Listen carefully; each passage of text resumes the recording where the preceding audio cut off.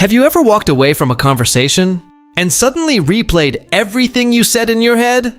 That awkward laugh, that unnecessary comment, that moment you tried too hard to fit in. Most people think embarrassment comes from doing something big, but in reality, the habits that quietly damage your image are usually small, subtle, almost invisible.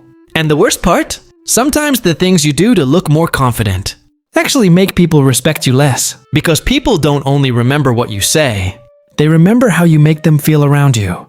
And today, we're talking about 5 public behaviors that secretly change the way people see you, even when you think nobody notices. The first one is probably the most common. Constantly checking your phone while someone is talking. It feels harmless, almost automatic. A quick glance at a notification, a scroll during a pause, a tiny moment of distraction.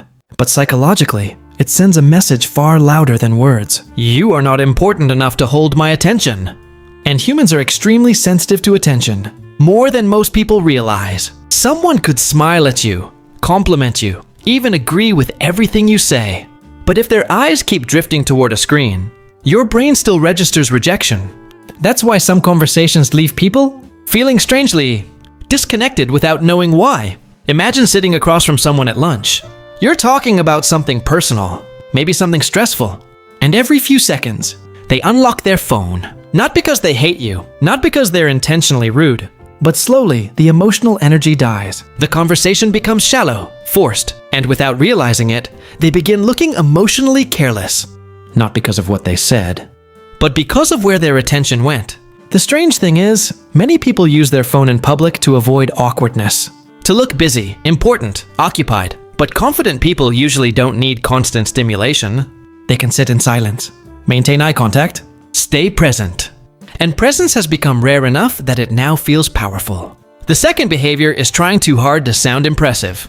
You've probably seen it before. Someone turns every conversation back to themselves.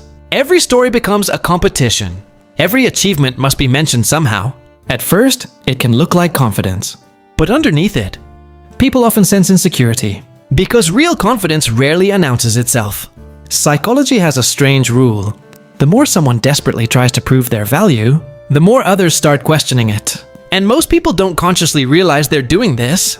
Sometimes it sounds like over-explaining. Sometimes constant bragging disguised as humor. Sometimes casually dropping accomplishments into unrelated conversations. But emotionally, it creates distance.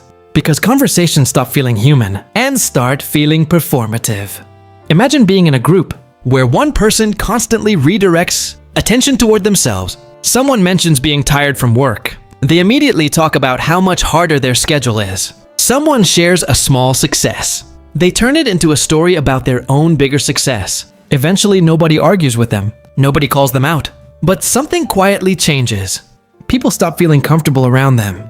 Not because success is unattractive, but because emotional imbalance is exhausting.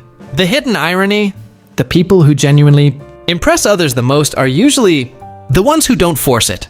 Their confidence feels calm, natural, unspoken, because humans trust authenticity more than performance.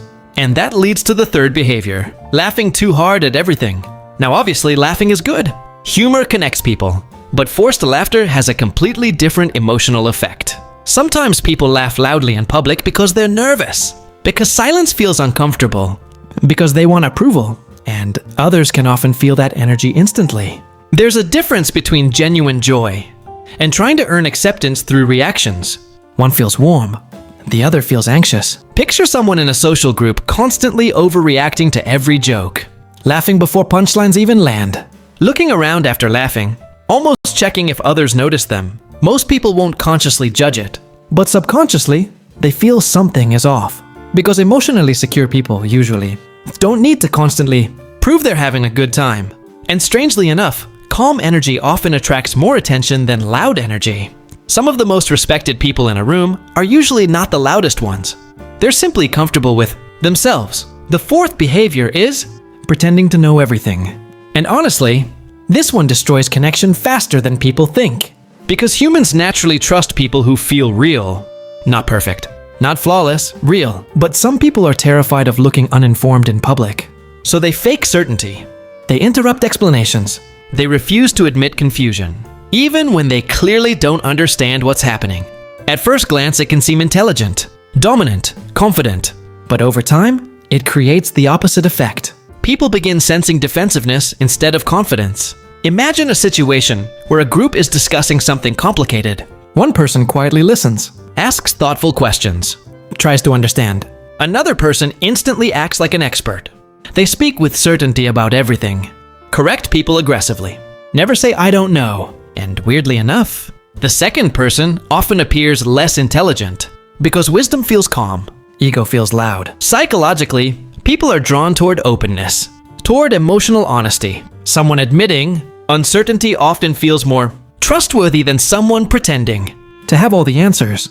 And the deeper truth is this: most people aren't judging you for not knowing everything. They're judging how you handle not knowing. The fifth behavior is subtly disrespecting others to look superior. This one hides behind humor surprisingly often. Sarcastic comments, tiny humiliations, mocking someone's mistake in front of others. And usually, people doing this think it makes them look stronger, sharper, more socially dominant. But emotionally, it creates discomfort in everyone around them.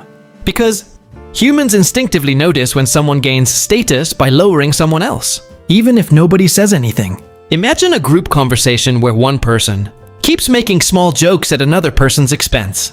Not enough to seem openly cruel, just enough to create embarrassment. The group might laugh awkwardly, but internally, many people stop trusting the person making the jokes. Because if someone casually humiliates others for attention, people subconsciously wonder when they'll become the next target.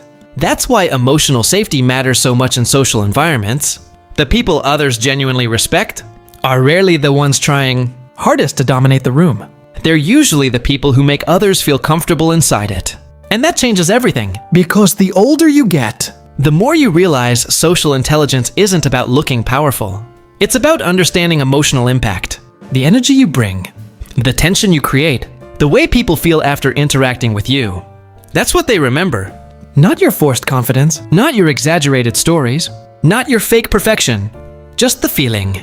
And maybe that's the strangest part of human behavior. People often spend years trying to control how they appear, while completely ignoring how they make others feel. But those two things are deeply connected. The people who seem the most respected, in public usually, aren't performing constantly.